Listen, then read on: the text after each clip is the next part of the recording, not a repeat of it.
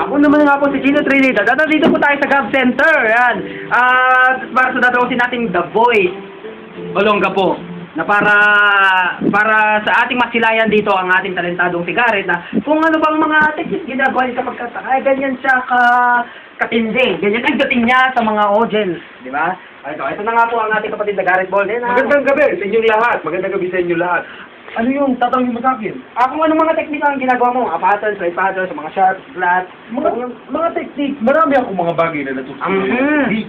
Kasama na dyan ang paghawak ng microphone. Hindi nyo ba alam na ang microphone ay hango sa salitang mikropono na ang ibig sabihin ay isang bagay na magpapapalakas ng iyong boses? Ako nga pala, ang iyong kaibigan na si Garrett. At ako nga pala si Gino. Dahil dyan, sinagot ko yung mga tanong mo. Wala pang mga tanong, isa pa lang yung tanong O ko. sige, magtanong ka pa. Oo nga. Na mikropono ang ibig sabihin sa madaling salita ay microphone, di ba? Tama. O, so paano mo ibinubuhos ang iyong boses para yung mapaganda sa pagkanta mo sa The Voice Olongga po? Ganito lang yan, kaibigan. Minsan, dapat kakakanta. Dapat ayusin mo yung boses. Kasi minsan, ang vocal cords ay hango sa salitang bo at ka na ang ibig sabihin ng paglabas ng tunog. Kaya dahil dyan, malalaman natin kung paano natin aayusin ang ating At may katanungan pa kami. Ano ba yung katanungan Ano ang mo? ibig sabihin ng vocal bean? Anong vocal bean? Yung cameraman Ang natin. vocal bean ang ibig sabihin ng isang tao na nawawalan ng buhok. At baka ganun.